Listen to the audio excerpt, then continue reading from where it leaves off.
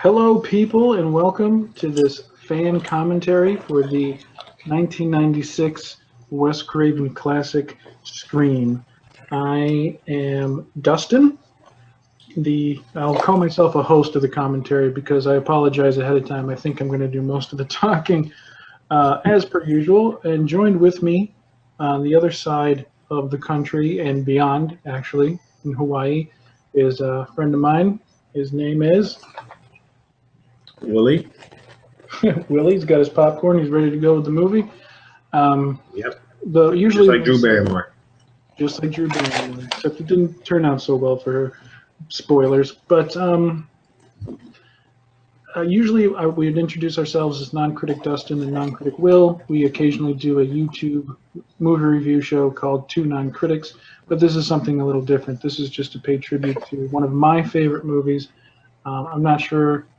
I know Non-Critic Will likes it. I'm not sure how much, so it'll be fun to talk about that. And I just figured with the new Scream television series coming out, it'd be great to revisit. So I have my own personal copy of Scream I'll be watching, and Will has it on Netflix. So if anybody's watching this, you can pull yours up on Netflix. We have it lined up to the title screen just after the Dimension Films logo, and it says Scream. And I'll count it down. And do you remember the Master P song for Scream 2? He had one of the songs on the soundtrack, and the chorus was literally Scream! Ah! I hear him coming. I hear him coming. Master P. He's always got to include his on things. Oh my god. Oh my god. So hopefully everyone has it lined up, if anyone is listening. And I'll count us down. 3, 2, 1, begin. So here we are, Scream, originally titled Scary Movie, which was the best joke about Scary Movie, a parody of Scream. Oh yeah. What I want to say about this is it is impossible to overstate how important this beginning sequence is. It not only does it set the movie up perfectly, it lets you know that this is a horror movie. They're not playing around. This is straight up horror. So it's scary, it's intense, but it's also very funny and very self-aware. And to unsuspecting audiences in 1996, to see Drew Barrymore, who's the biggest name in this movie, get the axe or a knife to the chest within the first 13 or so minutes. Just like Psycho. That was a big thing with Psycho, is that Janet Leigh, who was a big star, dies a third of the way through the film, which makes the audience feel like, well, I don't know what's going to happen next. That was a very important decision that was made on this movie. So this whole scene is almost like a Hitchcock film, like Psycho.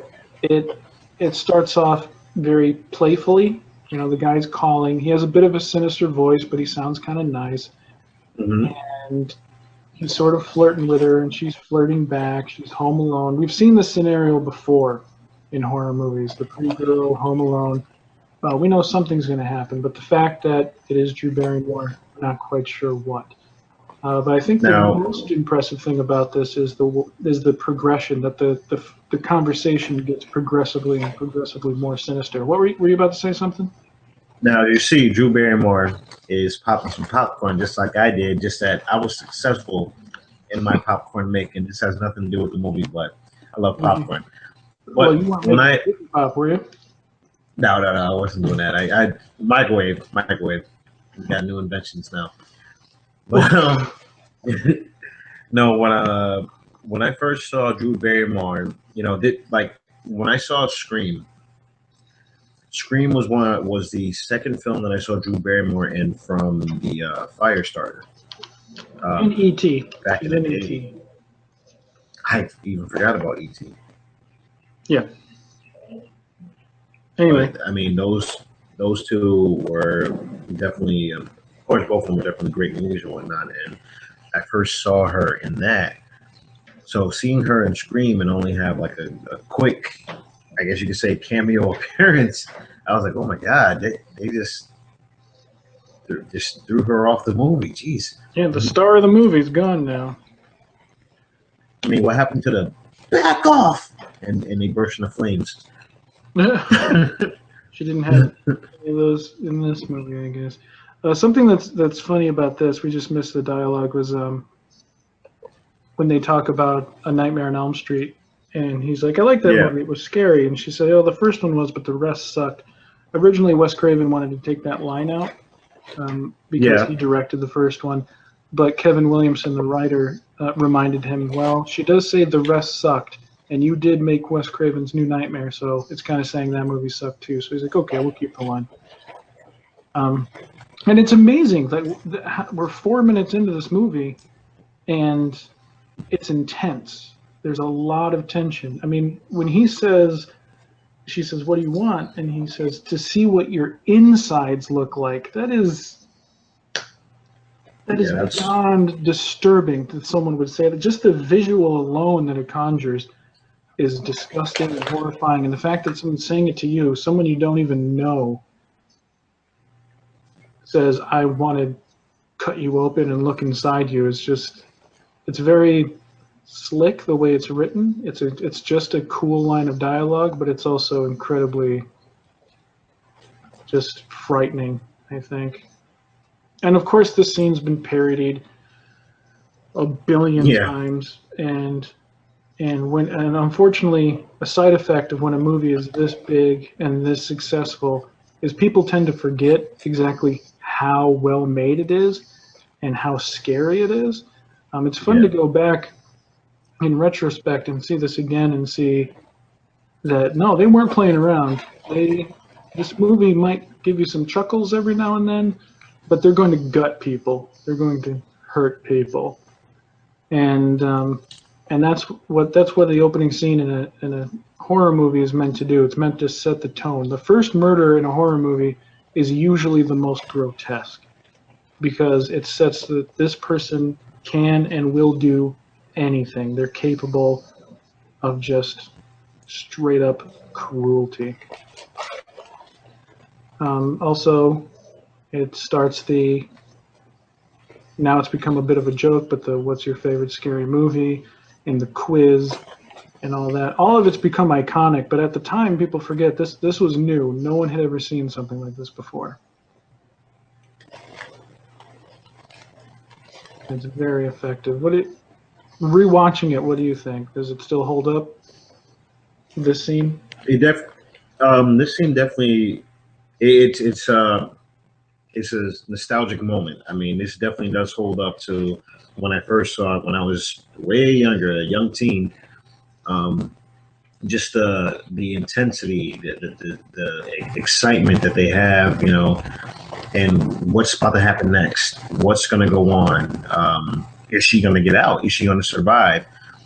This brought a whole new feel to the horror genre for me.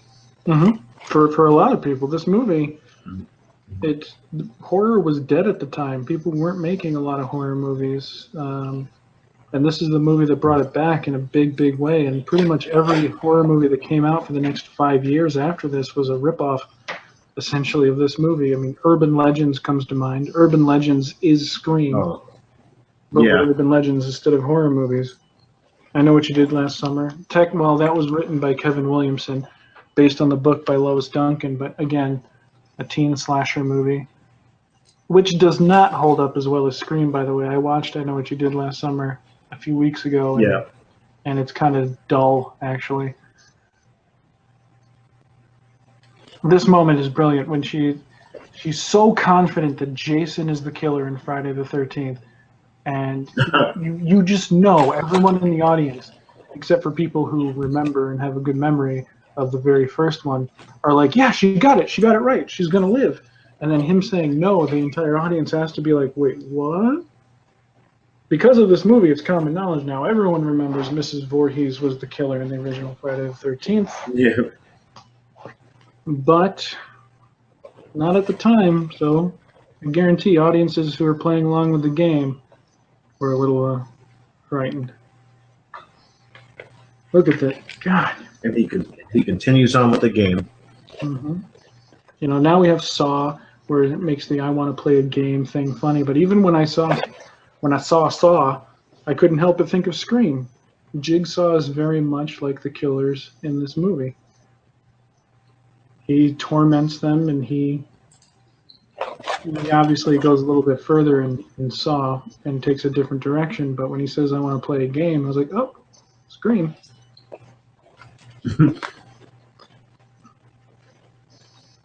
And there's the chair through the door.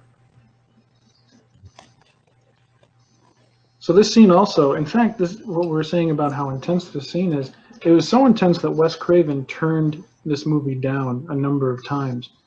He had been known for his horror movies being very intense, very gory. Just look at the original Last House on the Left. That movie pulls no punches, um, and intentionally so. It wasn't just exploitation. He was trying to make a statement. And he wasn't sure if 20 years later, 25 years later or so, if he wanted to go back and do something that's this intense again. You know what? What I noticed too. You know, as older now, I love it how the fire alarm did not go off, even though there's smoke on the house because of the popcorn. The fire alarm did not go off. That could have been one of the things that saved her. It does eventually, if you remember, when her parents come in and they're looking Yeah. around. There is a little alarm going off, but it's maybe the batteries are low that it took this fucking long to go off. First glimpse of the ghost face mask. You need to get some damn new batteries, some Duracells, something, or Energizers, That's because right. it should have been one off. Yep, first glimpse. First glimpse of the ghost face mask. A very iconic mask, probably every bit as iconic as the Michael Myers mask. And Yeah. and it's a perfect mask. There's a sort of sadness to it, but also this blankness. Like the thing about the Michael Myers mask that everybody points out is that because it's so blank, the person watching the movie can project whatever kind of fear they want on the mask, any sort of personality. If the killer is feeling any sort of emotions whatsoever. Wait! This scene isn't. This is insane.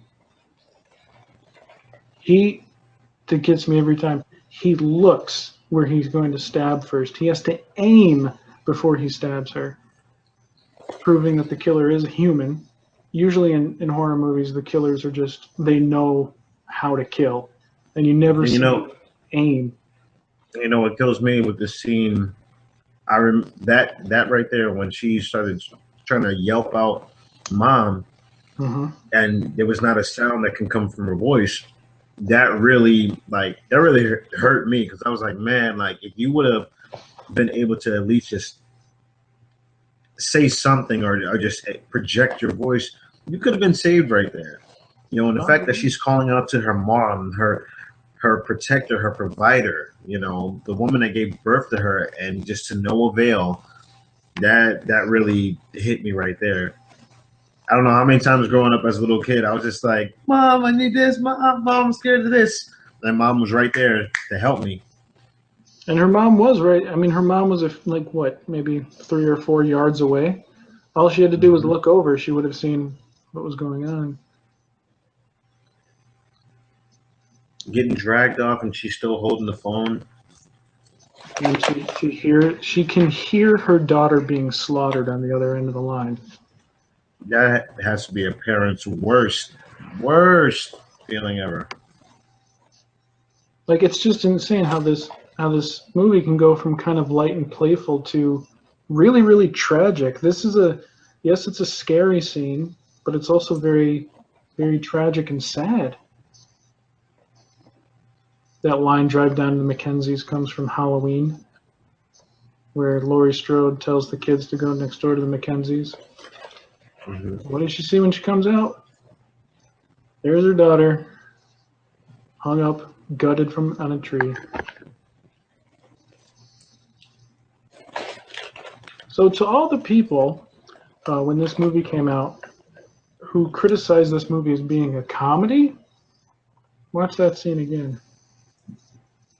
This scene is also. What's that? That's it, because that definitely wasn't a comedy right there. Yeah. Which is interesting because this movie originally got an NC-17, and every time they put it up in front of the Motion Picture Association, it kept getting an NC-17.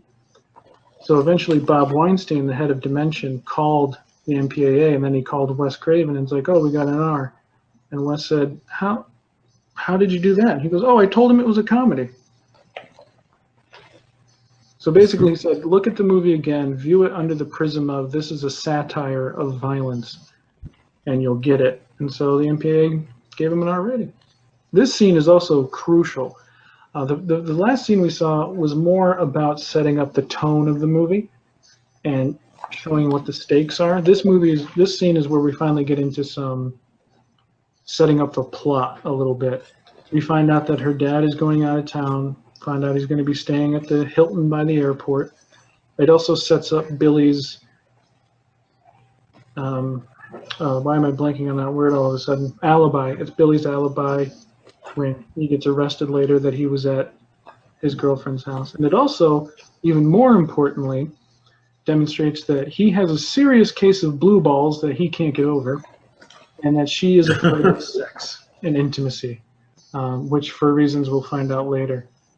But it also just kind of shows Billy's that he's charming, but something's off about him, but he's good looking, so you kind of like don't care that something's off about him because he's just such like a nice guy. He's so dreamy.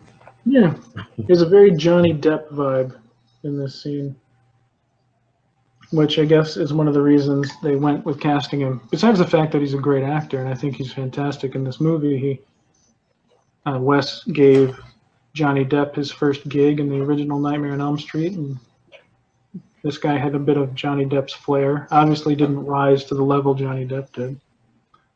No.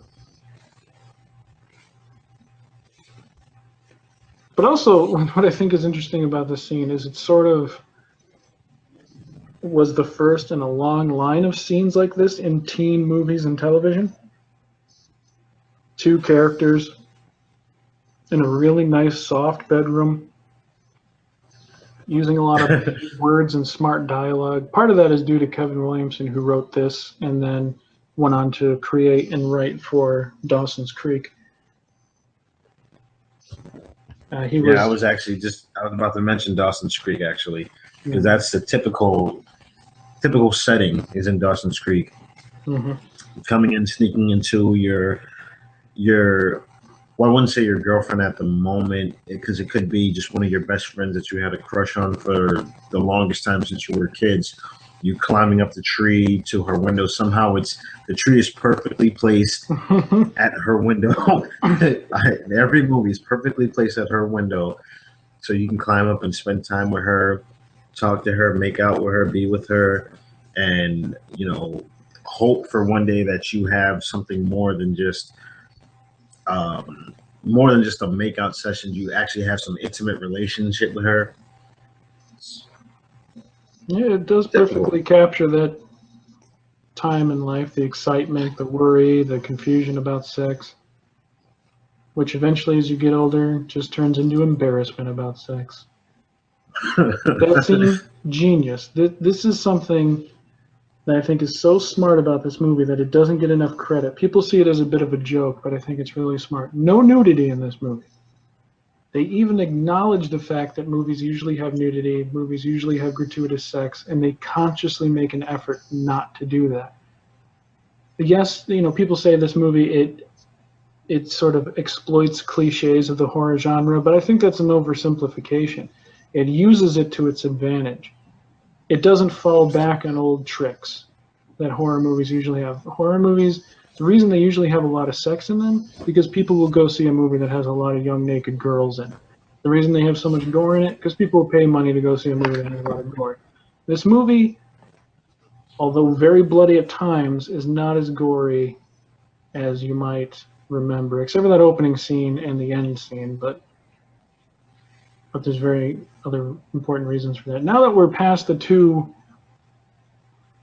big scenes I wanted to really get into, now we can kind of talk a little bit.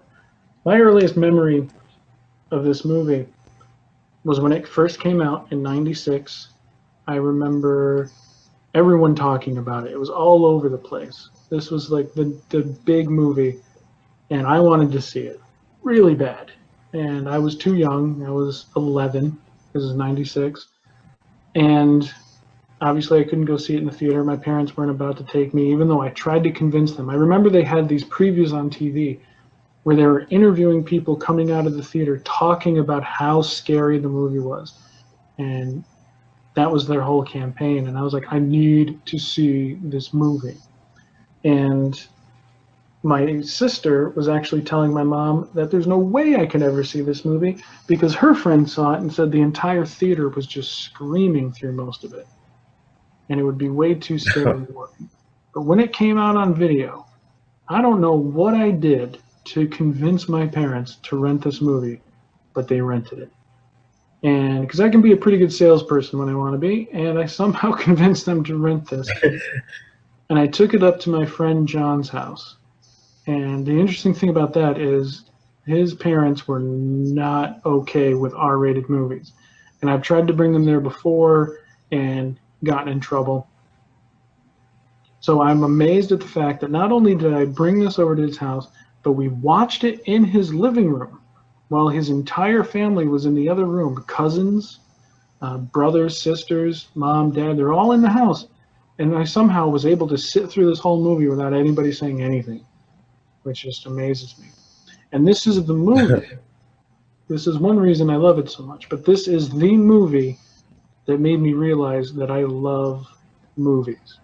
Not only because listening to them talk about movies is kind of addicting and fun to listen to, but because this movie does so much. It's very, very funny. The dialogue is very sharp, very witty. The characters are likable, they're interesting, they're complicated. The plot is very intricate, and it's really scary. It has everything in it that you go to a movie to see. And again, most importantly, are the characters, all of which we're meeting together at once here. Do you have any early memories of Scream, other than the ones you mentioned a little while ago? One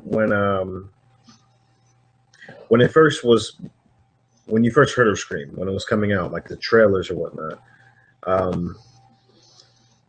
I know at first when I first saw the trailer as young teen, I was just like, what is this? This looks.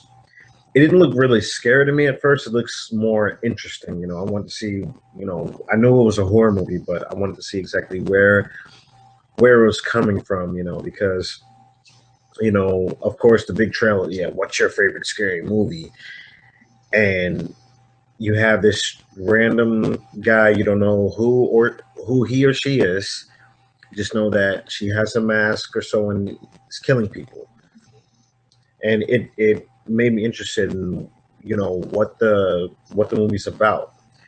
When I saw it for the first time, aside from the beginning part that I spoke of,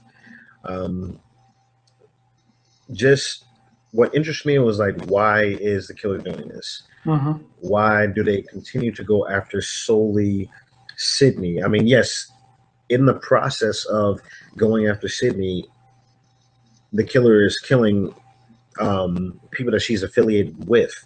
But what is the main reason for her? What's her situation? What's the backstory with the mother? What happened with that? Which not trying to say any spoilers, but people you'll have see seen this. why I'm. Go ahead, go into it. But yeah. But even with the situation with the mother, why she slept with, I believe it was Billy's father, which made that whole thing.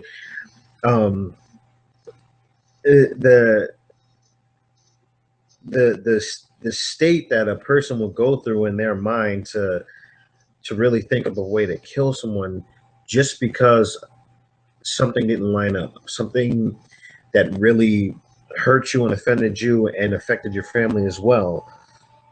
It was crazy to me because now, coming from Scream 1 now to Scream 4, that's a dysfunctional family.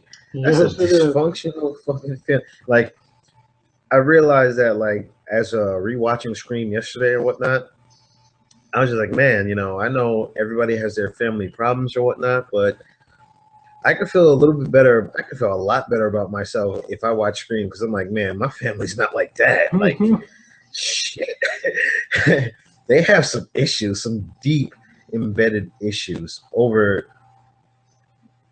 I don't want to say minuscule stuff, but It's pretty it's big not to the point stuff. where you want to. It's big stuff. It's big stuff, Yeah. but I it's mean, like not you to the just point where you're going to killing spree. right. No, I mean Billy is obviously insane, but we're very deeply troubled, and this is where we start to see that maybe Sydney, maybe the scene is great because not only is it shot beautifully, the cinematography in this is great, and they had two cinematographers. Well, one main cinematographer who got fired during the last week of production for a bunch of reasons, and they brought in someone else, but.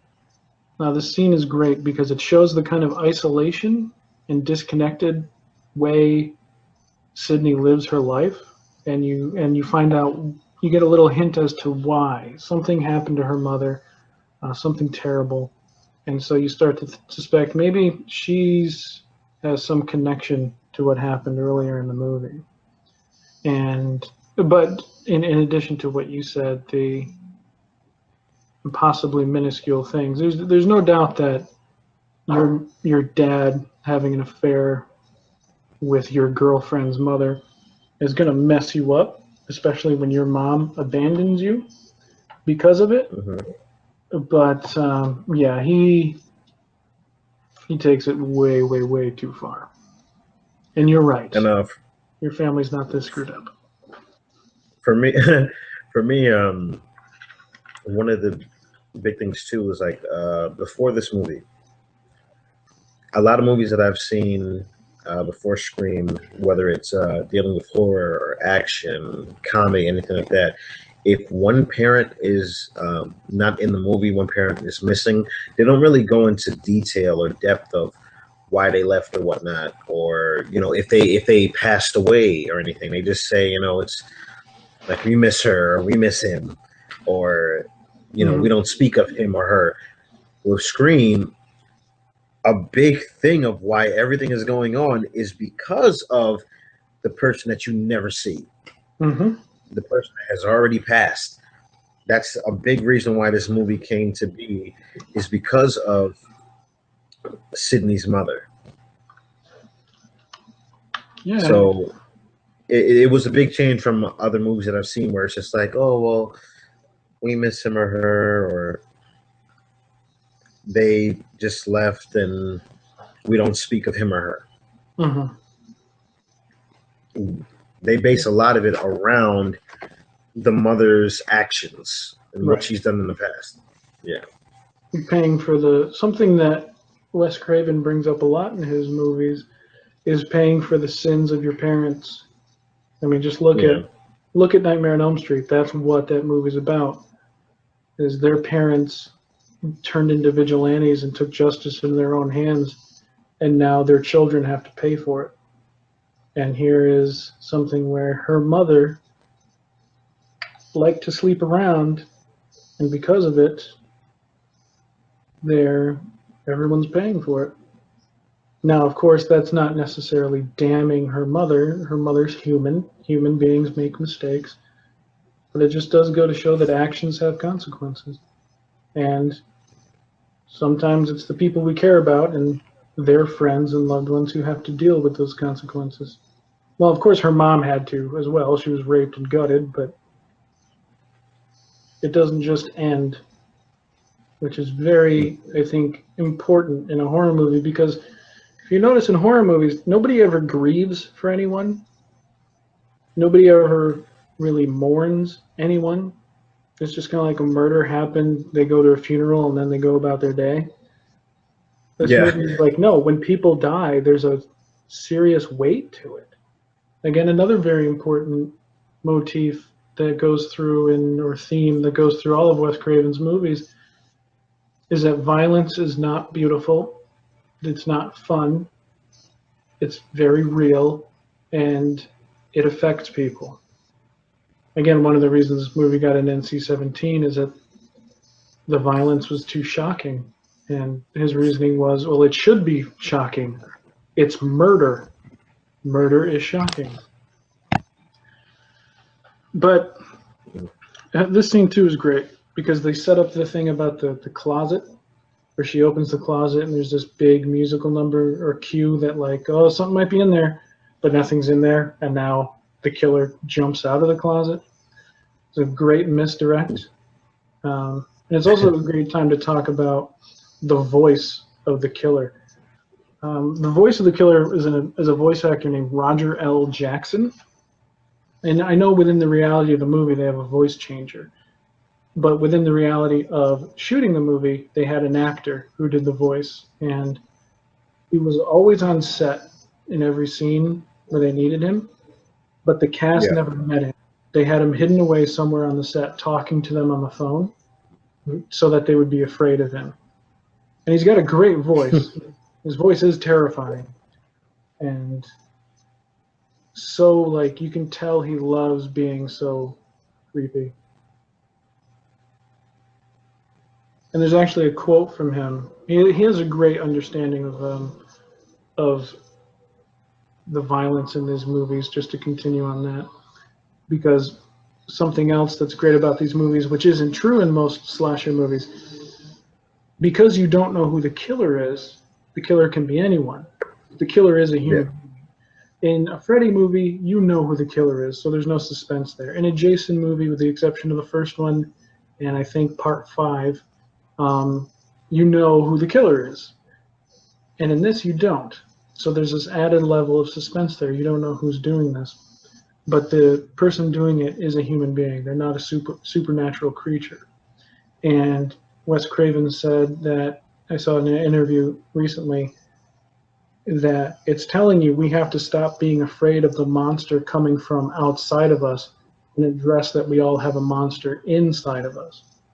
And a great quote from Roger L. Jackson. Dewey's reaction to that is hilarious. He said, "I am the darkness that exists in the mind of all people. I am not one person. I exist across the spectrum of human psyche, and I will find a way to you." Basically, he's saying he represents the evil we're all capable of. And I think this movie addresses that more than other horror movies, which just try to have a scary guy running around killing people.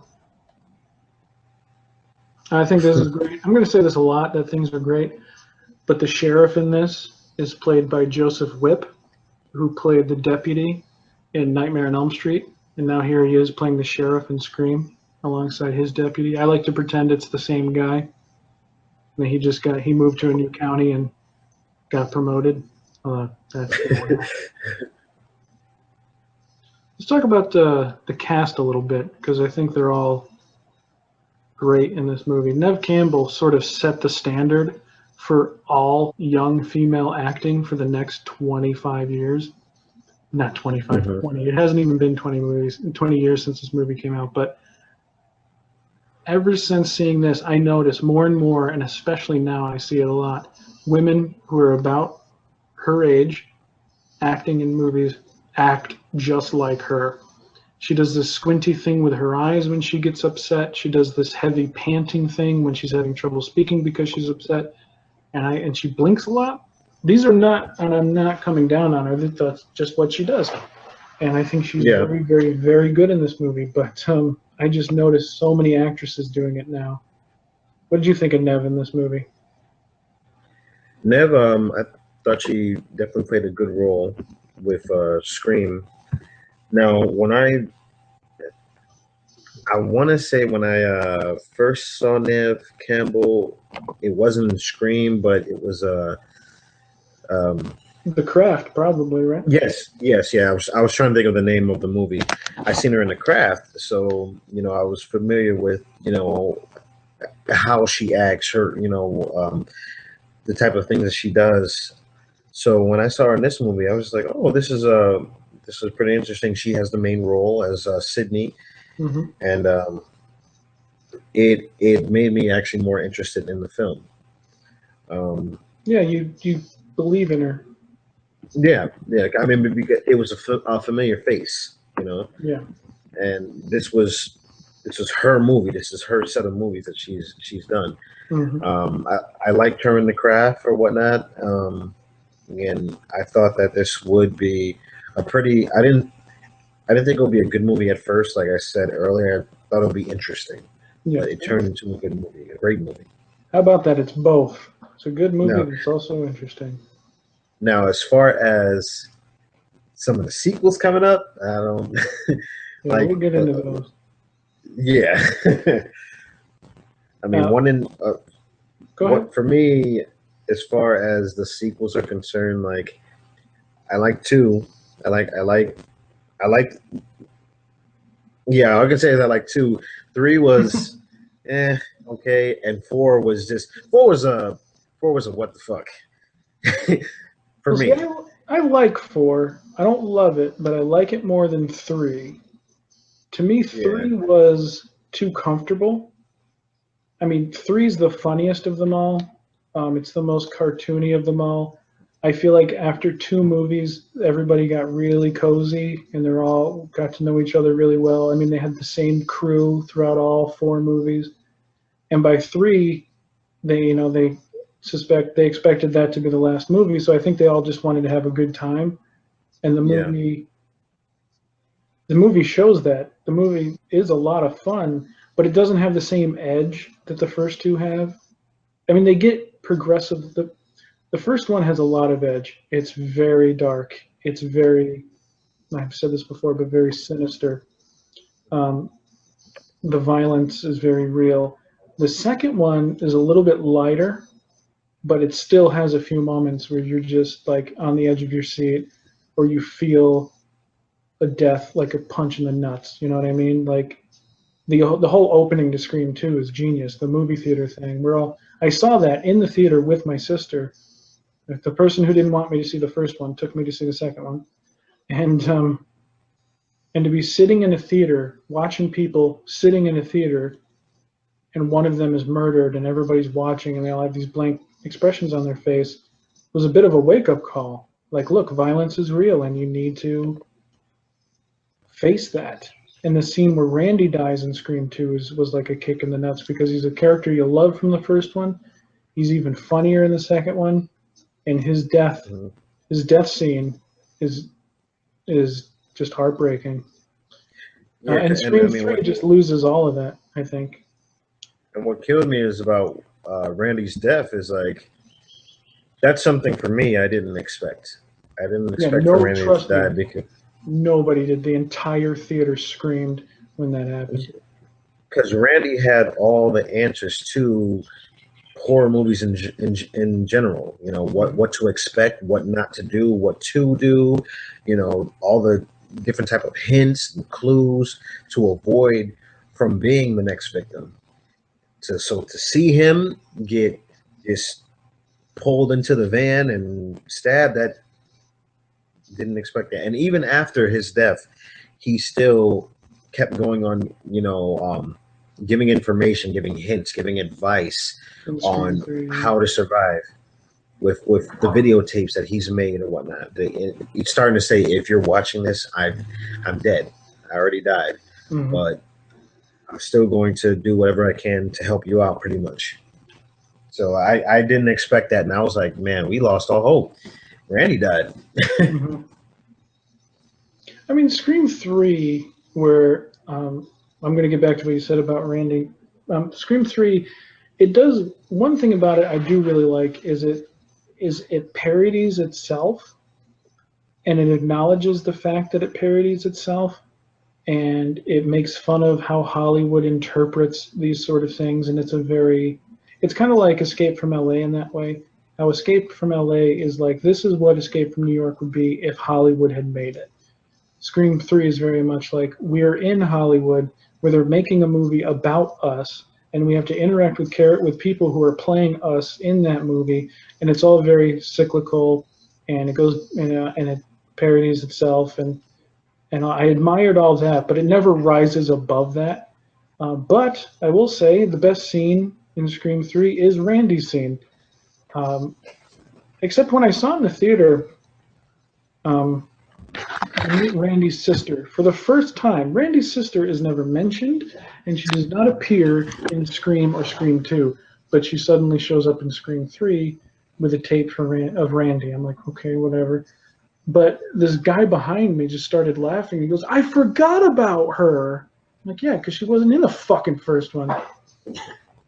But I love that scene because to me, it's the only scene where the characters really feel like the characters in the first two. I don't know. I have problems with the third one. I like the fourth one a bit more because it brings back a little bit more of that edge that the first two had, and it has something to say about how our current society is so numb to violence. It's so commonplace, and all we care about is being seen and being heard. And the fact that the killer's motivation is to come from a fucked up family and get a reality show, I thought was genuinely disturbing. That you hit it on the head as far as with Scream 4. That's pretty much the main reason why I did not like Scream 4. Why I just thought it was just pretty ridiculous. I mean, the fact that you have a family member that is doing all this just for the fame and fortune over jealousy of your cousin, that The attention she's getting, yeah. the attention she's getting just because a mass murderer was trying to kill her, and you feel jealous because you don't have that attention, that fame, that fortune. That's why I thought it was just really stupid. I was like, oh my god, like one of the lines, I can't say it verbatim, but one of the lines like, yeah, you know, I was jealous of you and stuff because, you know, they treated you so different and you got all the fame and fortune. All in my head, all I can think is, I was gonna get murdered. I don't get where the hell you're coming from. I was gonna get murdered. My life was in danger, and all you care about is some damn fame and fortune. Like, you're my cousin. What are you talking about? Like, it was ridiculous to me. Well, see, the reason it wasn't to me is because I see that. I see it all the time with the reality shows we have today, with the people who are making asses of themselves on television, the people who are exploiting themselves on the internet just because they want their 15 minutes of fame. Now, this obviously Scream 4 is a bit of a satire on that, and it takes it to an extreme level. But I totally bought that someone would do that. I mean, there's the family who remember that weather balloon thing that happened a few years ago? They said their son was trapped in a weather balloon. They did that so they could get exposure and get a reality show. Unfortunately, fortunately, they were called out on it, and it never happened. But women having a shit ton of kids just so they can hopefully get a reality show. Look at the Kardashians. I mean, the only reason that family's famous is because Kim Kardashian had a sex tape. And the way that family exploits themselves, and the way that they choreograph wardrobe malfunctions, or the way they try to make sure that certain pictures of them leak, or that they're constantly bringing cameras into their lives, and it's sick. It's disgusting to me that we live in a society that's like that, or like what's her name, Honey Boo Boo, like that family. Like, why? We're exploiting these people who are just mediocre and are getting attention for being fucked up. And like I said, Scream 4 took it to a ridiculous level of being jealous of your victimized cousin. But I totally bought it because of that. And I was like, I could see somebody doing that. You know, as sadly, I mean, I could see that. You know, I mean, I even, you know, you even see it in your own family, like sometimes like the jealousy that happens because a person gets gets more attention than you do. Mm-hmm. You could see that in your own family, but what got me was to that extent, which is what really drove me away from that. You know, just Right. the the reasoning. Well, like to that extent, I was just like, oh man, like fuck this. To me, it's almost like the movie, and this reminds me a little bit of something that you and I talked about when Scream 2 came out. But to me, that I'll mention in a second. But to me, it was like the movie is almost going that far to ask the audience, like, where do you draw the line? How far is too far to get fame? And like you said, obviously it got cartoonish. That scene where she's bashing herself around in the living room to make it look like she was beaten is funny, but I think it was meant to be funny. I think it was meant to be a satire on that. And that's what the whole Scream franchise is. It's not a comedy, but it is a spoof on media, on the way we process violence and the way we consume content. And the reason I bring up Scream 2 is after you saw Scream 2, I asked you if you liked it, and you said you did, but you didn't like that the black guy was the first guy to die because Yeah, oh, cliche. and listeners, Willie is black, by the way. That you didn't like that the Hey, black guy had to be the guy to die first, and I said to you, well, that's why they did it because black guys usually die first in these movies, and you yelled at me and you said, well, they could be the first to not do that. And it was because you were so like offended by what I said. I waited a while, but I don't know if you remember we were talking about it before. I said that's the whole point of the movie, is the movie is exploiting these these cliches. Well, not exploiting them, but using these cliches to hold a yeah. mirror up to society and be like, see, this kind of stuff does happen in movies, and we don't think about it. We're like, yeah, the black guy's usually the first guy to go, but is that right? No. Now you're right. Mhm. They could have gone even further and just said, hey, no black people will die in this, but I think they were more interested in just saying in addressing it, period. But then they did do a very smart thing, which is where the black camera guy just leaves. He gets in a taxi cab and leaves later. I didn't even remember that. I'm sorry. Oh, I I'm fucking sorry for remember. screaming.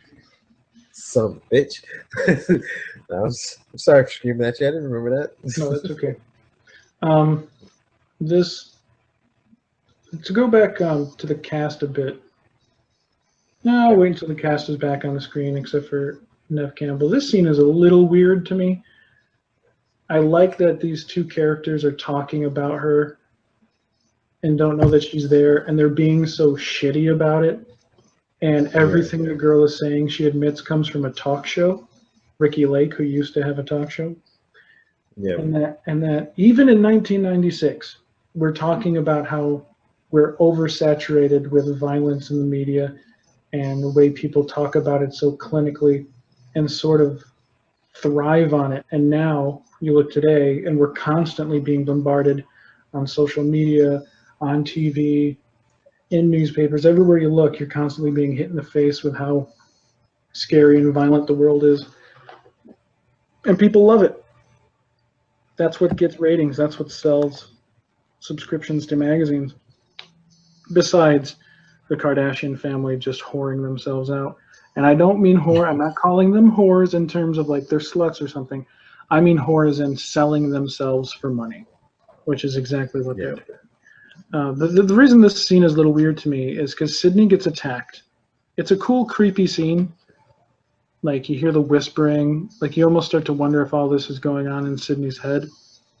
But then she storms out of the bathroom. There's a teacher right there. There's an authority figure right there that you could say, hey, look, the person who's been killing people is in the bathroom. Get the police. And she just runs away. So one moment in the movie where I'm like, I don't know. But other than that, it's a good scene. I like how you hear the whispering, you see the vent, she looks underneath the stalls, and then You, the s- feet come you, s- down one at a time, and then the robe. So it's very suspenseful and creepy. yeah. Yep. Here you go. The teacher. Teacher just looks at her. Oh, are you ahead of She me? gives like a, I think you're a little ahead of me because right now Sydney's still in the bathroom. For mine, she just ran out. uh, Oh well, hey listeners, Will is a little ahead of me, but that's fine. that We're must talking be a about the few same damn seconds. movie. Yeah, Probably a few seconds. that's okay. I'll adjust it. Okay, so I'll talk about the cast a little bit more because right now we have David Arquette and Courtney Cox. Courtney Cox's casting in this, again, this is how unique this movie is. Not only is it doing all these things with the contemporary horror genre and trying to turn everything on its head, but it cast Courtney Cox, who at the time was on the #1 show in primetime television, Friends. Everyone knew her from Friends. I knew her from Friends and Masters of the Universe, the He-Man movie from the 80s. Some people probably also knew her from the Bruce Springsteen video, but most people knew her as the kind of kooky, eccentric, OCD girl on Friends. It's a very pale, very safe sitcom. And here she is just playing a friggin' cutthroat bitch. She does not feel anything for most of the movie other than the desire to feed her career. She doesn't even care if she has to exploit people's lives or get rich off of the deaths of others. And that's completely against type. Now Courtney Cox is known for playing, because of this, I think she can play anything people know, and she's a good actress, and she's great as Gale Weathers. At no point do I see this and I think, oh, that's the girl from Friends. I'm like, there's Gale Weathers. And then David Arquette as Dewey. He's so good in this movie. He's kind of like a. He said he always pictured Dewey as being a little kid at heart. Like in his head, he thinks he's Clint Eastwood and Dirty Harry, but really he's just kind of lovable doofus. Originally, the character of Dewey was written as a big, muscular jock, and he came in to audition for Billy and said he really liked Dewey and he wanted to try to play Dewey, and so they loved him and they cast him. What do you think of Gale and Dewey, and Courtney Cox and David Arquette? As far as the characters, Gail and Dewey, I think they are a perfect match for each other. They're inseparable. Um, Gail, she has that, like we're saying, she has that fire, that tenacity to just go ahead with the story and do whatever she can to get the best story. I mean, kind of like every type of movie you see with reporters, they'll do anything to get their story. Mm-hmm. I mean, one of the biggest reporters I can think of, as far as in the movie field, is April O'Neil, Ninja Turtles. She'll do anything to get her damn story, and Gail is the same way. Even if it comes to going face to face with the killer, she'll do whatever she can to get her story. So she's very headstrong, and Dewey, on the other hand, he's very content. He's protective, he's content, but doesn't like he doesn't like to get into the main focus of things. He doesn't like everybody to be in his business. He's just wants to make sure everybody's all right, and then he likes to just kind of fall back in the shadows. Mm-hmm. Per se, he likes to just fall back into the shadows and just be that silent protector, pretty much. And Gail brings, in a sense, she brings the best out of him. She brings him to be more, brings a hero out of him, brings him to be more assertive, more attentive, and oh wait, hold on. I don't mean to cut you off, but I have to point this out. Wes Craven dressed as Freddy Krueger. He's called Fred in the movie. I thought that was funny. Anyway, go ahead. Oh, and this scene too. Sorry, Henry Winkler, the Fonz from that '70s show, playing an authority figure as opposed to the rebel he did in Happy Days. Was a great choice, and to see that he's kind of off. He's a little too touchy-feely with his students. There's something wrong about him. But we're about to see him get murdered anyway. So anyway, go ahead. Finish your thought. I'm sorry. No, it's good. But pretty much she. Did I say that? Like you said. Show? I'm worried I said that '70s show. I meant to say Happy Days, which came out in the you 70s. said that shit. Oh my god. That '70s show. I apologize, everyone. The Fonz from that '70s show Happy Days, which came out in the '70s. Sorry. Anyway, go ahead, Julie. You good? Are you sure? I'm sorry. I had to correct myself. No, just what you were saying. She brings the hero out of him, and she makes him take more action. Um, so yeah, that's why I feel that they're inseparable for each other. They are definitely a perfect match for each other when it comes to this movie. Now, them as actors, I mean the actual actors, I haven't really. Well, me personally, I haven't seen Courtney Cox. I haven't watched Friends. Yeah, I What? don't know. Sue me, What people. I'm friends? Oh so my so god! sorry. This Friends is is just all not about a bunch something of that white yuppies in New York City. Friends Anyway, is go not ahead. my forte. I'm sorry, people. But I did see her in. I do remember, as you bring it up now, her in Masters of the Universe. I like that movie because I like things with action heroes or whatnot. And He-Man was one of the big action heroes that I knew, big warriors, action heroes that I knew and that I loved. Um, she was very quiet, very shy in that movie. Her character, I mean. So to see Mhm. her go out to be in Scream to be kind of a heartless Bitchy. woman, big change. But yeah, I didn't want to say bitch, but yeah, No, she yeah. said it herself. She said she wanted to play the character because she wanted to play a bitch. So that was definitely a big change, and that showed that she has a broad variety of like different characters that she can play. It's not just sink down to the innocent little girl that everybody worries about and that she's the damsel in distress, but she can be a cold-hearted bitch. Hmm. Now, David Arquette, I haven't really seen much of his work. Like as far as before Scream, I haven't really seen much of his work. Like Yeah, me either. Scream was one of the first things I've seen him in, and I thought he did a great job. He was the comic relief for me as well. Um, and I guess the only other things I can remember as of right now seeing him in, which I'm sorry, people, I don't mean to offend anybody, but Eight-Legged Freaks, the movie with the giant spiders. Hmm. That's the only thing I can think of him in right now. And that another one was a comedy relief. He was the main character, but it was also more of a comical thing. So I I mean, I guess, comments below if y'all have seen him in more serious roles, let me know because I haven't really seen much of his work. Up until this point, I think he was just mostly known as being the brother of Patricia and Rosanna Arquette. I wanted to talk about this scene a bit. I don't know if you were here with me, but they're in the video store right now, right? Yep. Okay, great. So this scene is one I love because I love video stores. I hate that they're all gone, but I used to love going to the video store, and I also love these two acting off each other, Matthew Lillard and Andrew Kennedy. Matthew Hmm. Lillard is so insane in this movie as Stu, just so crazy and off the wall. And Jamie Kennedy plays this perfect dork. Like he's the character I most relate to, obviously, because at this time when this movie came out, you didn't. He was a nerd, but he didn't have like the nerd glasses and the pocket protector. He wasn't Screech from Saved by the Bell. He was just a guy who was a little awkward. He looks different.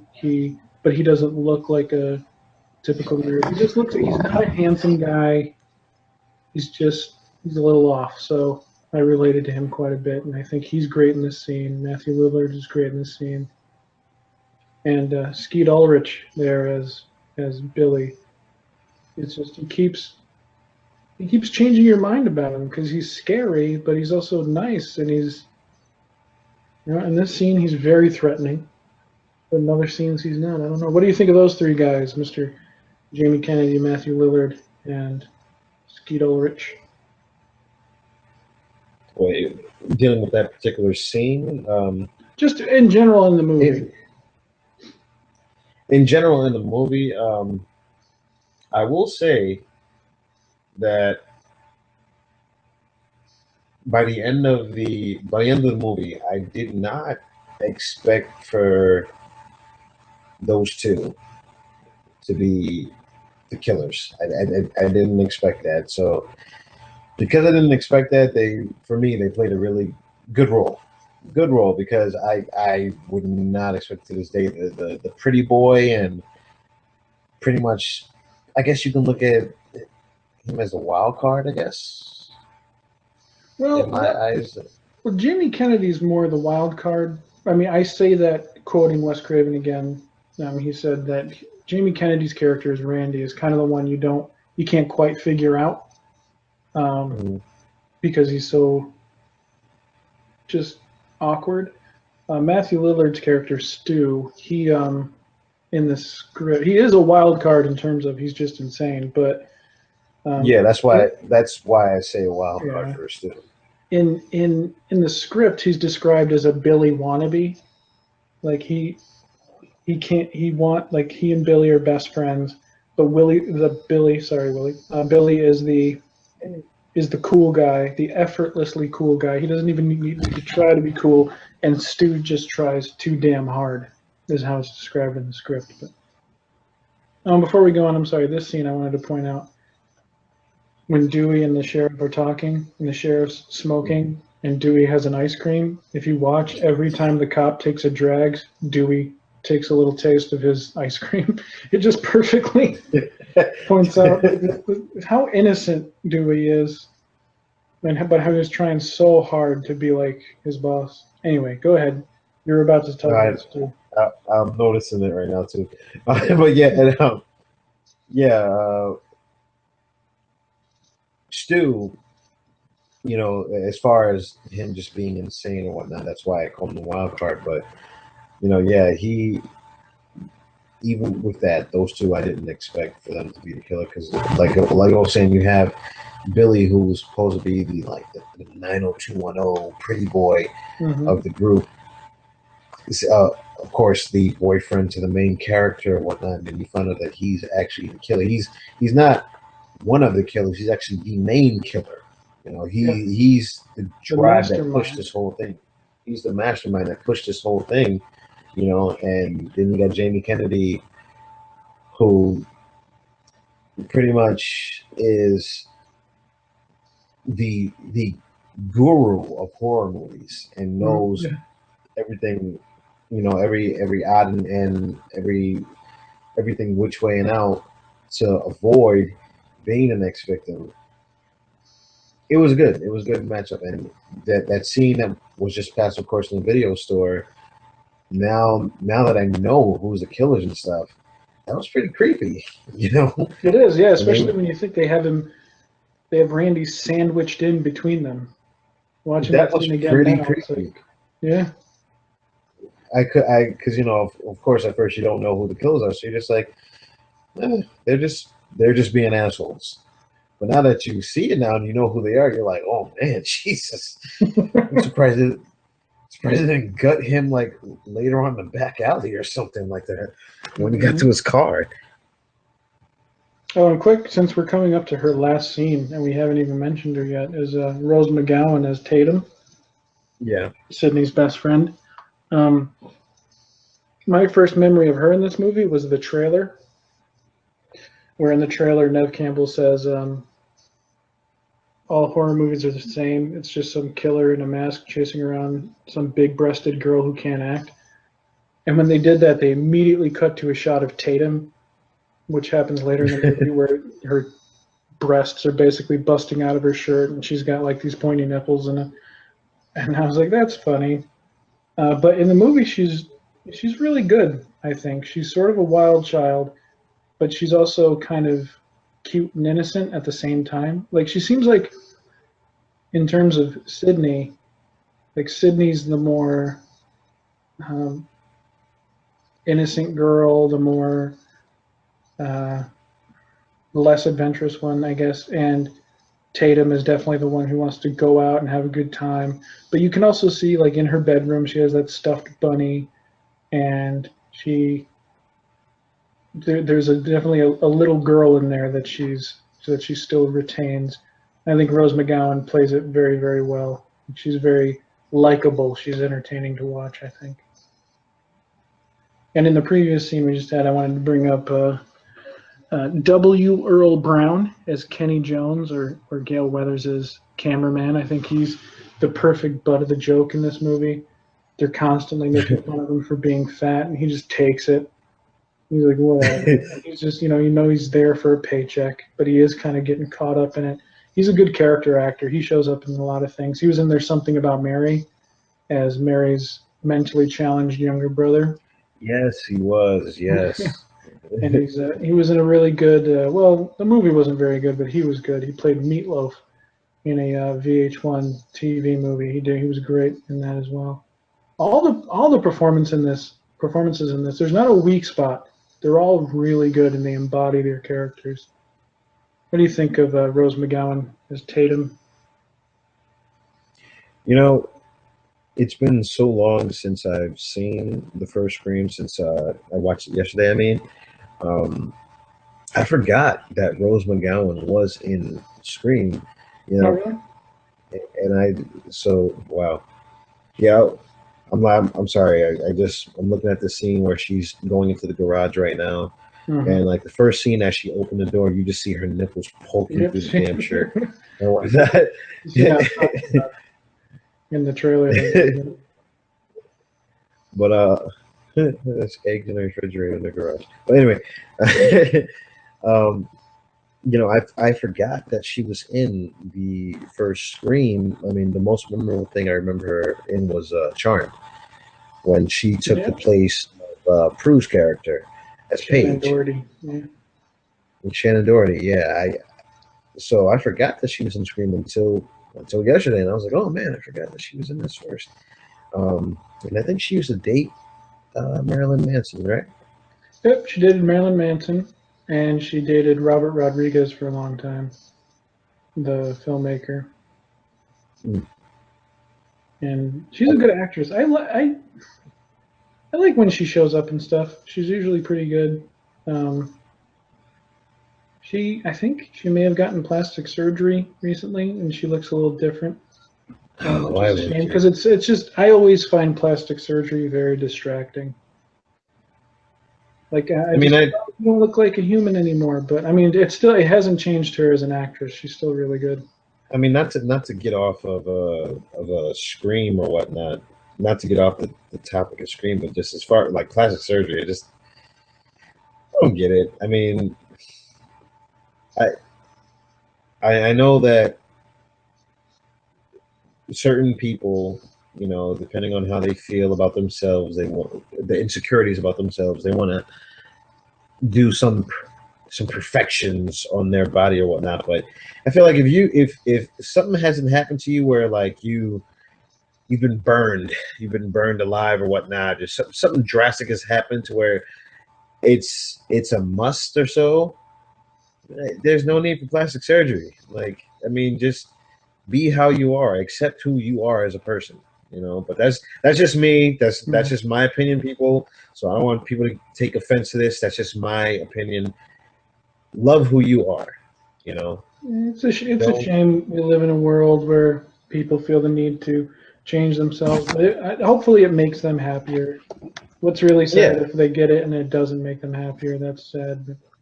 But I don't know. Maybe she doesn't look drastically different. It's obviously still her, but there's a part of you that's kind of like, oh, it's kind of just distracting me a bit. This was the funniest murder in the movie. This is like a Friday the 13th style death. Most of the deaths in this movie are pretty straightforward, guy with a knife, but this is just like you could see Jason doing this to somebody. I mean, and bye Tatum. Speaking of one of the funniest deaths for me, as far as Jason is concerned, was on Friday 13th Part 8, when he stuck that guy into the toxic waste can in the back alley, and his legs was just wiggling while Jason's like holding the legs and just shit struggling. His legs are just wiggling back and forth, and he's like, oh. First off, who the hell has a big ass toxic waste barrel in a back alley boiling just randomly? I don't know. New York City in the 80s was a scary place. Man, happy I didn't see that when I was born in '86. But yeah, Rose McGowan, yeah, she was definitely a good actress in this. Uh, now that I remember that she was in the first Scream. Um, Felt bad for her character or whatnot. I really thought that they would at least have her last a little bit longer since she was the best friend of the main character. But this goes to show they'll just pick anybody out. They're all expendable. Mhm. Except the main character, except Sydney. And if there is a problem with the sequels, I think it is that they sort of fell in love with Gale and Dewey. And as much as it would hurt to see one of them get killed in one of the sequels, I feel like they needed to do something like that to punch it up a bit, to raise the Well, what kills it is that I've noticed in mostly, actually, each Scream movie, they always have a hint of Dewey being killed, but by the end of it, he comes back. He was just injured. Mm-hmm. They do that with each Scream movie, actually. Originally in this one, he was killed in the script, but they loved the character so much that they're like, we have to bring him back. There's no way. We'd all be idiots if we killed him off. So they brought him back. I honestly think and it works for this. It works in Scream 2 because it works as kind of like a funny joke. He gets stabbed in the same exact spot where he was stabbed before. And that's why he was able to survive, is because he had scar tissue. And, well, at least that's what they said. They said he got stabbed in old scar tissue. But I think Scream 3 really needed something. Or if not Scream 3, then Scream 4. One of them needed to go in order to raise the stakes a bit, and they were too safe. And even with Gale as well. I wouldn't say almost every. Actually, I think almost each Scream, it was the same issue with her where it seemed that she was mortally wounded, and camera goes away from her for the next 4 or 5 scenes, and she comes back and either saves the day or helps save the day. Definitely in this one. That's a big part of the ending for this one, is you think she's dead, and then she shows up. So I guess I remember the safety that time, you bastard. I think that was also in Scream 3 as well. And I think 4 also. What happened to her in Scream 3? I can't even 3 remember. when her and I think I've seen that one the least. Her and Sydney shot up Nikki. Oh, that's Scream 2. The character. No, that's 3. That's 3. They shot up Nikki, and then Gale shot Billy's mother in the head just to make sure that she was dead. Scream 2. No, that was 3. Oh, I guarantee you, sir. Scream 2, the killers are Mickey and Billy's mom. Was it? Mom is getting revenge for what happened in the first Scream.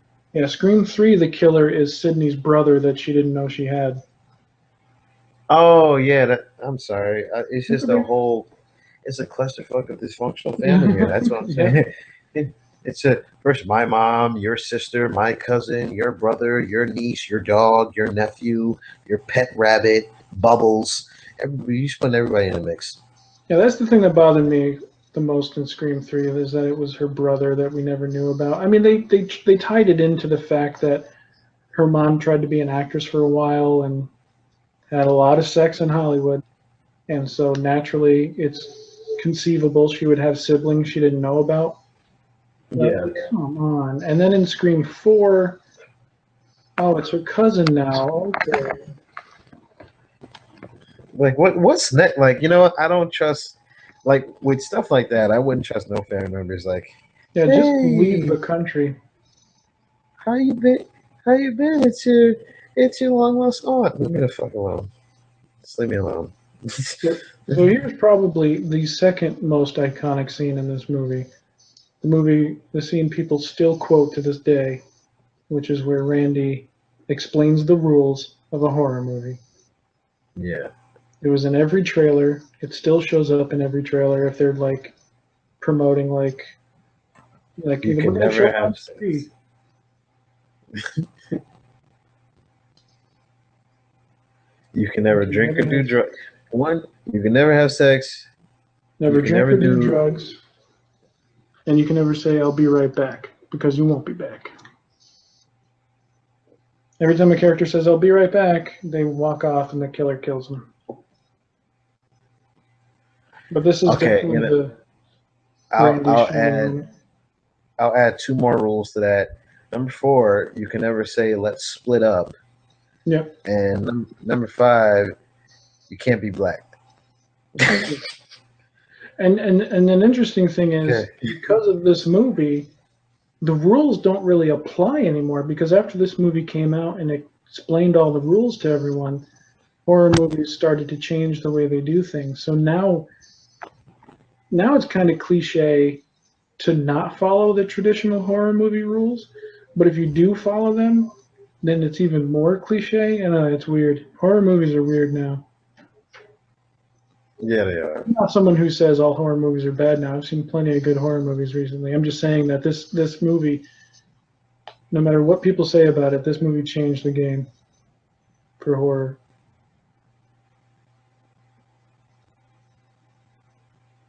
I remember seeing that scene on the trailer when Dewey just said to Gail, "You're not scared, are you?" And he had a flashlight in his face. Just because, like, when I saw the trailer, I was like, "Is he the killer?" Yeah, that's That something was I a didn't little kind of creepy. see. This is the sad thing about this movie for me is I had the ending spoiled. I heard this Mhm. girl talking with her friend at Blockbuster Video. No, Hollywood Video. I think it had turned into Hollywood Video at that time here in Binghamton. And she was like, well, her boyfriend's the killer. And I was like, well, thanks a lot, you bitch. But I dealt with it. I still saw the movie. I didn't know about Stu, but I knew her boyfriend was the killer. And but even then, I thought Drew Barrymore was the main character still. And so I thought Drew Barrymore's boyfriend was the killer. So when her boyfriend dies in the beginning, I'm like, wait, what? But then when it was Sydney and her boyfriend, I was like, oh, okay, so that's the one. This is great how they intercut between Halloween and what's going on upstairs, how they're breaking one of the rules upstairs. Yeah. They block the nudity again. And this is a great scene, too, because you see this is the scene where Sydney is, you think she's sealing her fate, but instead what happens, she comes out of this stronger than ever. That's the best thing about Nev Campbell's performance I didn't mention earlier, is that, yeah, she sells you as this sort of shy, sheltered, lonely girl, but throughout the course of the movie, she becomes very strong and very, like a force of nature by the end of this movie. I mean, she has no choice to become strong because if she doesn't, she's gonna die, just Mm-hmm. like everybody else. So it's do or die actually. Mm-hmm. And she stands up. She switches everything around on them. It's great, but we'll talk to you about that when it gets there. Um, what was I saying before this? I can't even remember. I was going somewhere. Oh yeah, the killer thing. So I heard people talking about the movie like on TV and interviews and stuff on how they thought everyone was the killer. They're like, oh, I thought the dad was the killer because they couldn't find him, and I thought Henry Winkler was the killer, and I thought this guy was a killer and that guy was a killer, and I was like, man, it must be great to watch this movie and just assume everyone's the killer and be genuinely surprised at the end. Mm-hmm. But the fact that there were two killers did surprise me, and that's a genius move. It's never two killers in movies like this. It's always one guy, and that's how he was able to be everywhere at once, and that's how. And the fact that I'll talk about that in a second, I guess, but it must be great to wonder, oh, is that the killer? I'm like, no, I know who it is.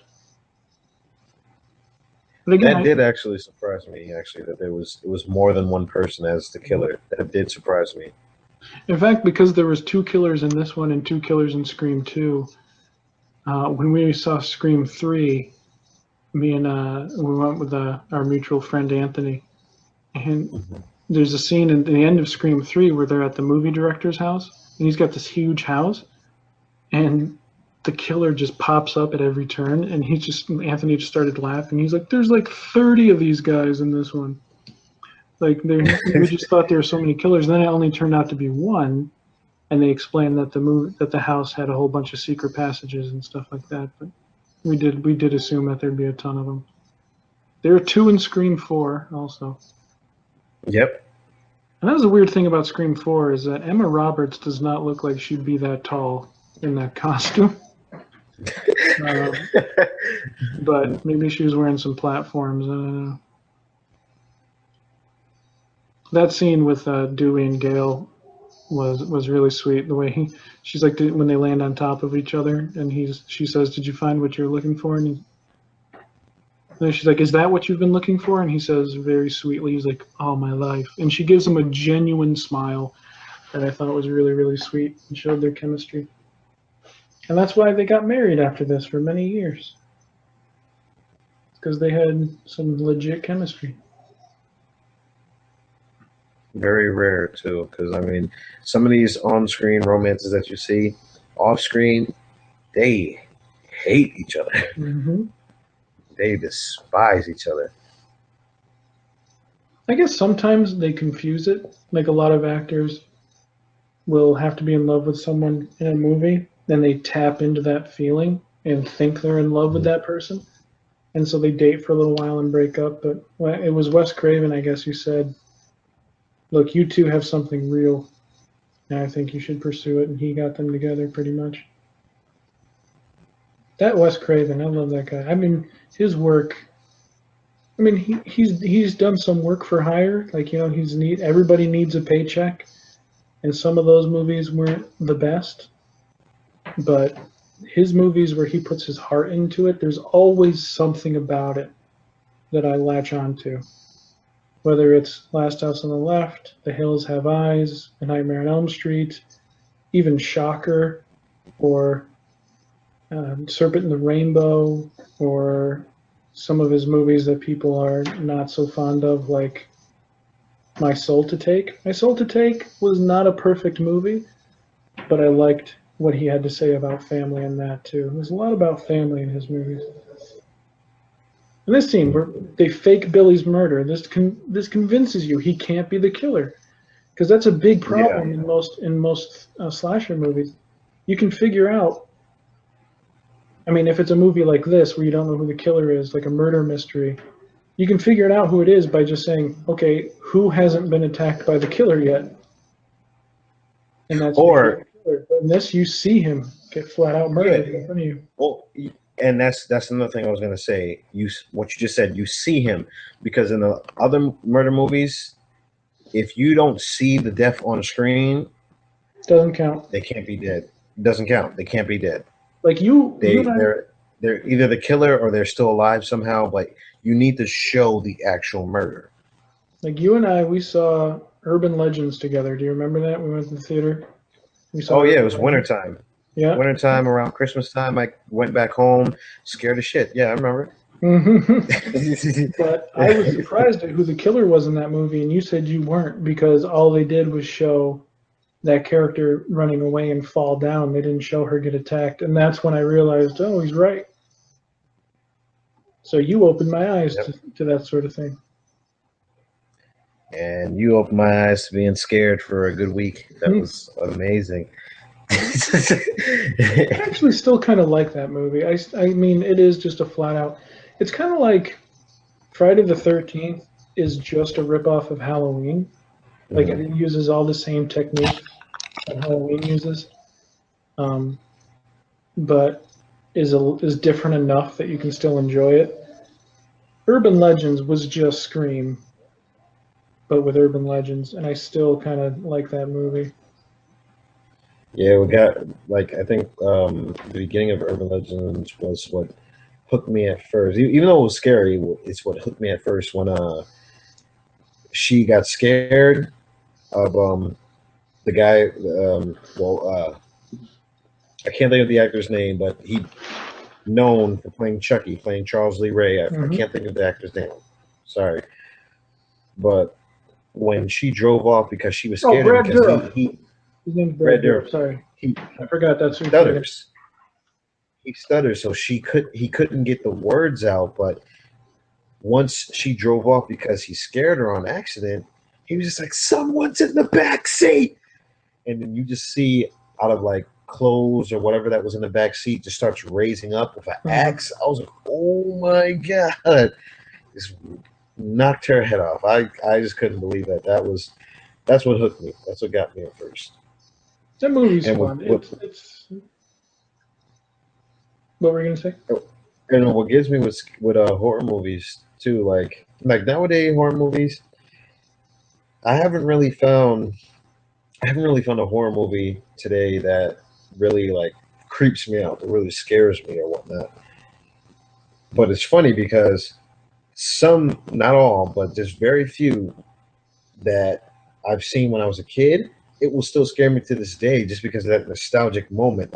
Oh, really? It's like I haven't gotten over it. Like, okay, for instance, one of the big ones that I haven't got over is Creep Show 2.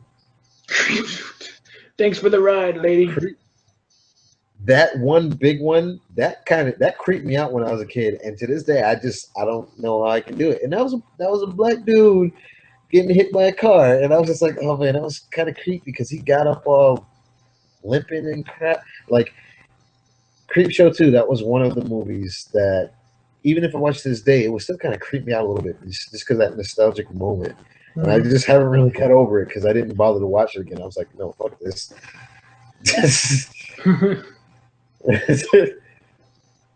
Yeah, it is odd. I don't know. I think part of it is that we're older, and so we're not as easily scared. We know it's fake.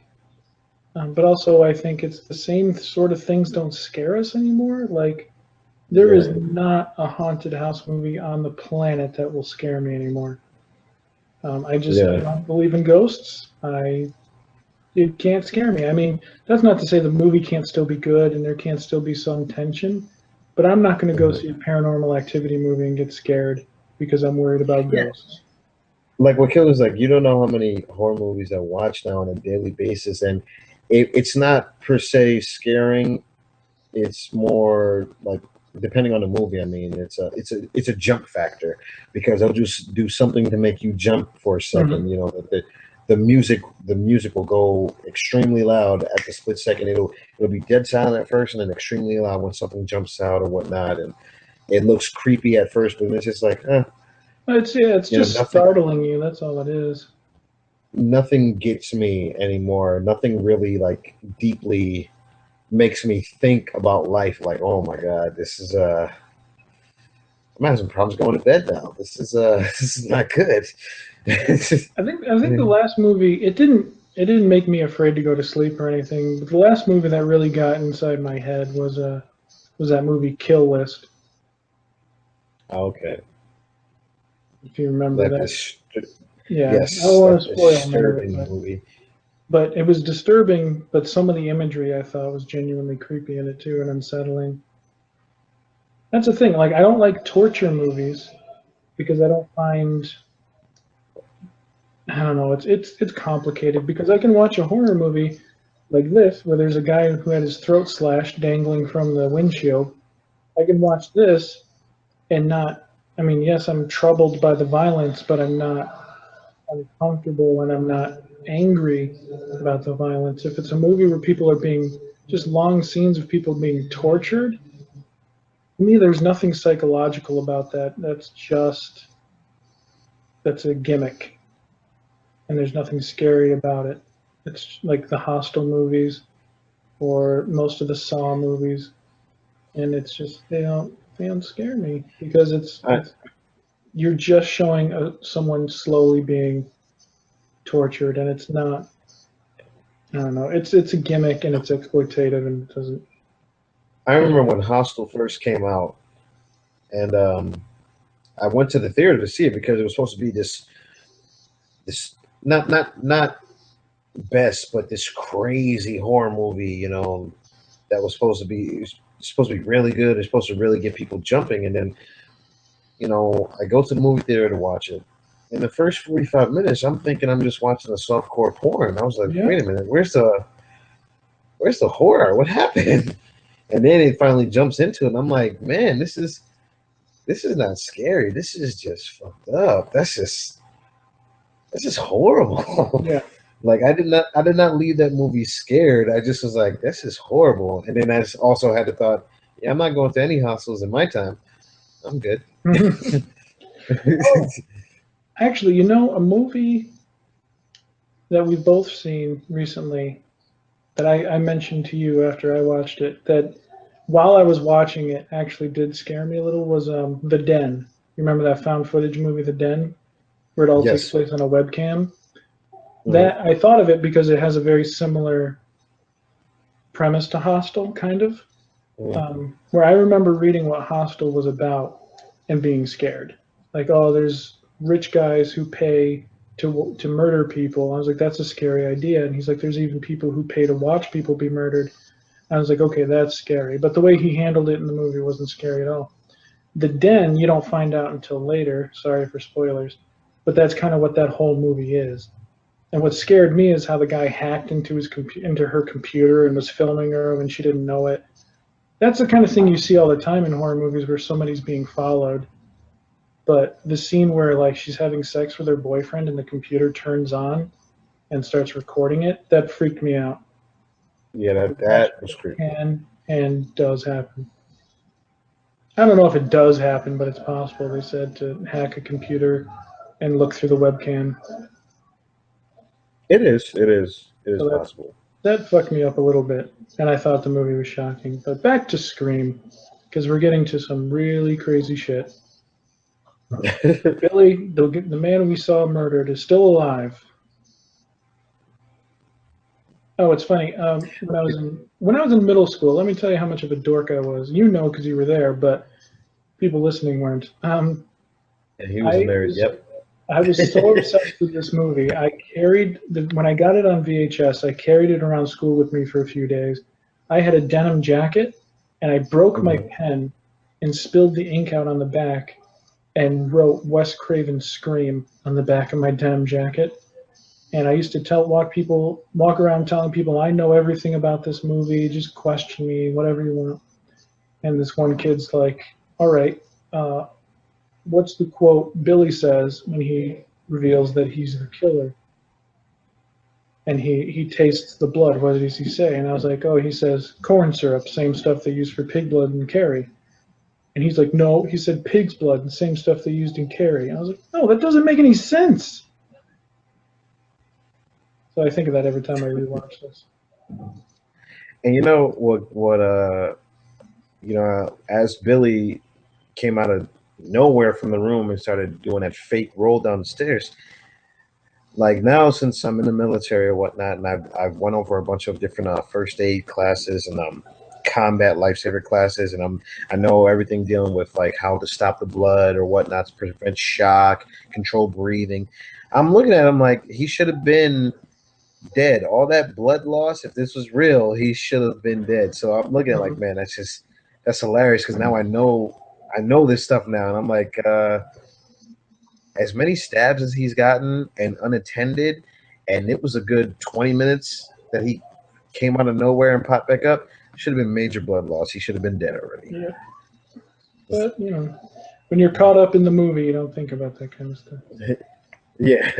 This scene is the scene when I was watching it, and it's very odd to say this, but this is the scene where I literally said out loud, "I love movies," because this scene is so powerful. It's demented, it's funny, and it's scary, and it's just you can't believe what you're watching. Once Billy and Stu start stabbing each other, it's almost like a Quentin Yeah. Tarantino movie where the two crazy people are talking about their plan and they've got guns and they're cursing and there's all this blood, but it sort of feels grounded, but just insane enough. And I didn't think all that when I was 11 watching it the first time. I was just like, this movie has made me feel so many emotions that I'm I just love movies. This movie proved to me what movies can do. And this here, I don't know if you already passed this, but this is when Billy says, "You want a motive? How about your mother was fucking my father?" And the way he says, "That's why my mother left town and abandoned me," you see such a sad little boy in his eyes. He delivers it so perfectly.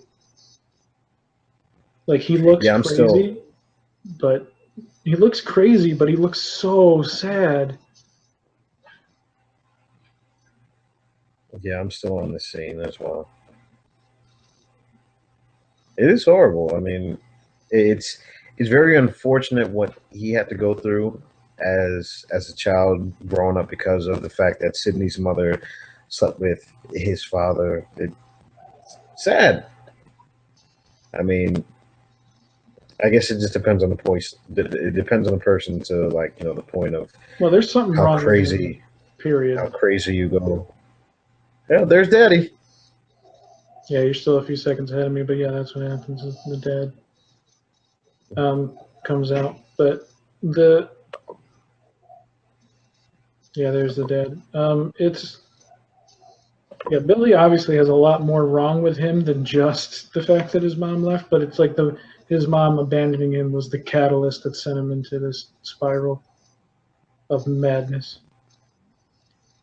And my favorite line in the entire movie is coming up is when Sydney says, you guys have seen one too many movies," and he says, "Don't do that, Sydney. Don't you blame the movies. Movies don't create psychos. Movies make psychos more creative." I love that line because for one, it's a good line, and for two, it's correct.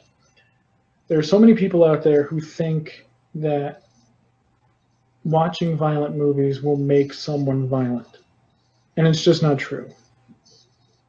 It's not. It's just a bold-faced lie.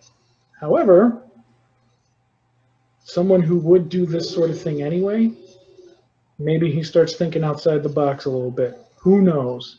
I don't want to say for sure, but I mean, I doubt it, but that seems much more likely than to say this type of movie will make you a violent person. And when this movie came out, there was a lot going on with young people. I mean, Columbine happened shortly after this movie came out, and there were like kids murdering each other all the time. Not as often as there is now. Still, it happens all the time, but it happened often enough that they pointed to Scream as a reason, and that was just asinine to me.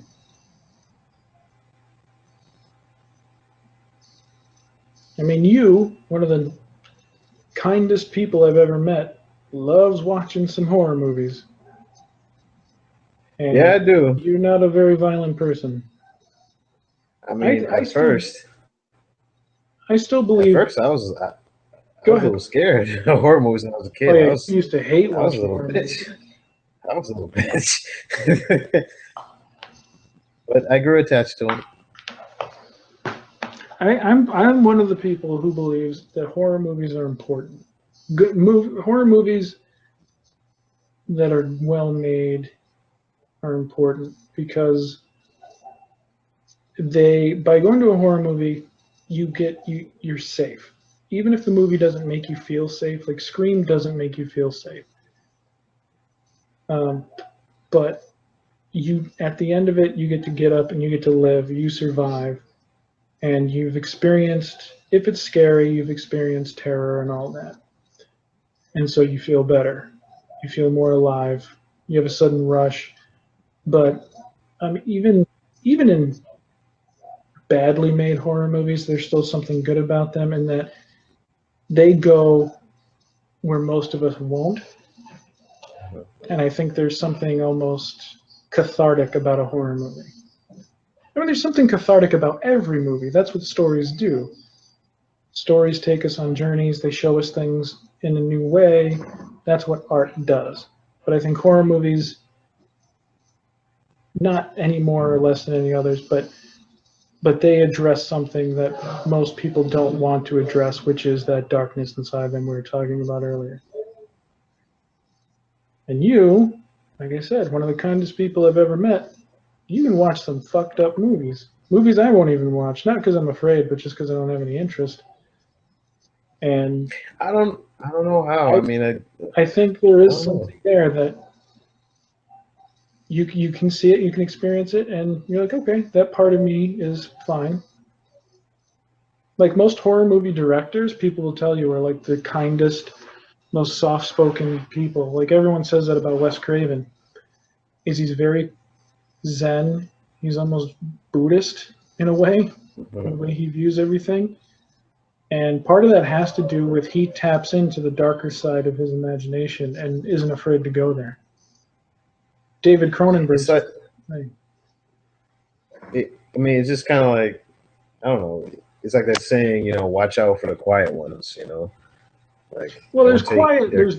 there's the quiet one who never says anything, and then there's the quiet one who's just soft spoken and very articulate.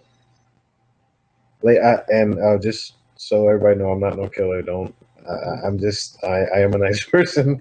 Mm-hmm. I don't secretly kill people. I don't secretly kill people on the weekends. I'm good. When Stu says, "Did you really call the police?" and then she says, "Bet you're sorry ass I did." He says, "My mom and dad are gonna be so mad at me." It's hilarious. That's what he's worried about. It's so funny and it's so perfect. It reminds you that these are just kids. I mean, like they're in their 20s probably, but the characters are only like 17. They're kids.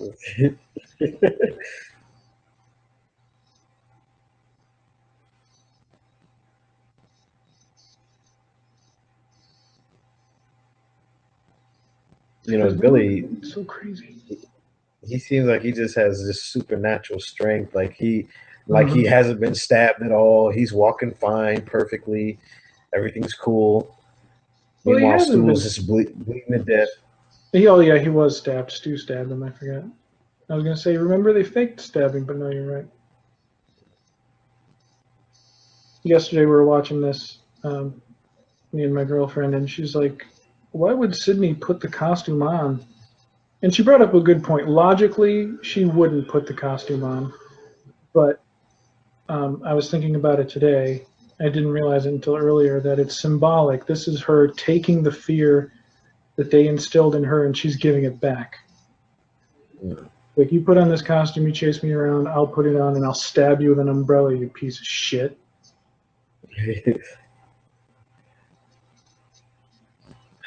Always had a thing for you, Sid. That's great. Very symbolic that, or not very subtle, that he gets killed by a TV showing a horror movie. There was something going on in the mid 90s. It's interesting. You had Quentin Tarantino, whose movies were very violent, very pop culture aware. I mean, Reservoir Dogs opens up with like a 5 minute conversation on the meaning of like a virgin. And, he, he always goes in talking about movies. And then you had Kevin Smith, whose movies were just coming out at the time. Clerks had just come out when this came out. And he's constantly talking about movies. There's something about like the youth at that time that they were all raised on. It was like the first generation raised on movies and home video and cable. Now it's commonplace. We're all raised on home video and cable, but these were the first. Like that's what they had. That was what they did. They watched movies. I mean, obviously movies existed for decades before this, but this is one where it's like, what are you gonna do? Go to the video store, watch movies you've seen 100 times, and just keep rewatching them. You couldn't do that before.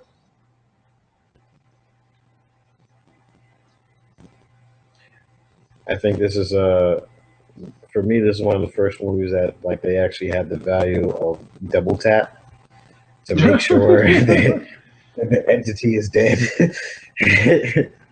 Like Scream was one of the first movies that actually like went with the double tap. Like, okay, we're gonna make sure that this fucker's dead. Mm-hmm. And again, in Scream 2, the way they did it was when they shot Mrs. Loomis in the head, and she says, "Just in case." Yeah.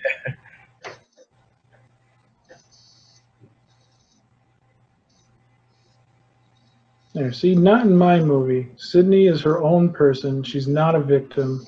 She's a hero. and Nev Campbell sells it exquisitely. The ending of this movie, I think, is perfect. It's just you see Dewey get wheeled away. You have this very ethereal type music starting to play. You have Gail. She finally has her story, but she was part of it. And then the camera just goes to as the sun rises on a new day, a day, kind of bathed with blood, but it doesn't waste time. Too many movies now, they want to show you, they want to make sure you know everyone's all right, and they're like, 6 months later, and they give you a little update, and I don't like that. I like that this movie it ends at the natural closure point. It's like it tries to show you like a typical, with every dark night, there's a bright day after that. Mm-hmm. After going through the storm, you're going to have a bright day afterwards. Right. So it's just like they just try to instill that in the viewer's eyes that, throughout all this bullshit that has happened, all this chaos, all this tragedy, there is a brighter day ahead. Yes, and that's very hopeful. I also think it says something that Wes Craven said in Last House on the Left, where the original Last House on the Left, the ending you see is a still frame of the mother and father who just committed these atrocious acts to avenge the death of their daughter, and you see them all battered and bloody and confused, and it says, look, violence doesn't solve violence. At the end of the day, your daughter is still raped and murdered. You're not going to feel any better for what you did. You can't change what happened. So this, I agree with you. That is what it's telling you, that there's a bright day. There's still a new dawn coming. But I also think it's saying, look, you have to get on with your life. You have to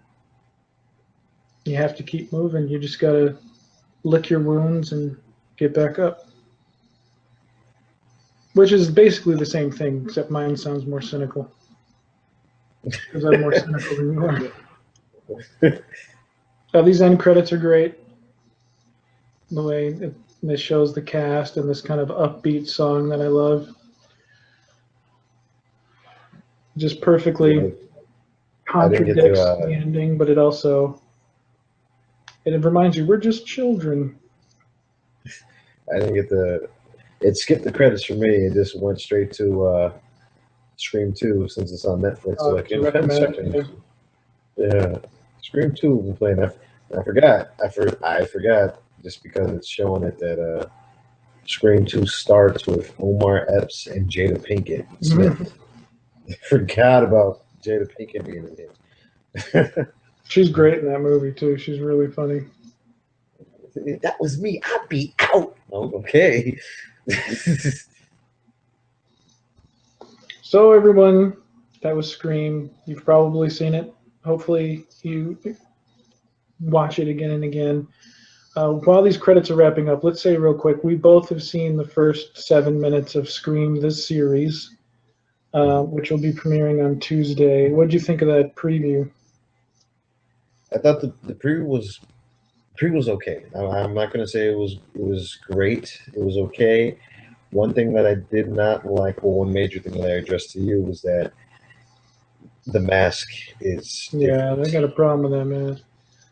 You said it's because it's different. To me, it's too much like a hockey mask. I mean, I know when it comes to remaking things or revamping things, you have to have some changes, but something as iconic as that mask, I would not change that.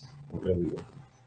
And it's just not a very impressive looking mask either. Like we were saying about the mask in this one, there's a sadness to it. There's a character there, but you can sort of project what it is. Like you have this face that's this gaping mouth looking at you and murdering you. It's kind of like the Guy Fawkes mask in V for Vendetta. You have this grinning face killing you, but in this, you can't tell if the face is mocking you or if it's genuinely sad at what it's doing. It's very, very interesting.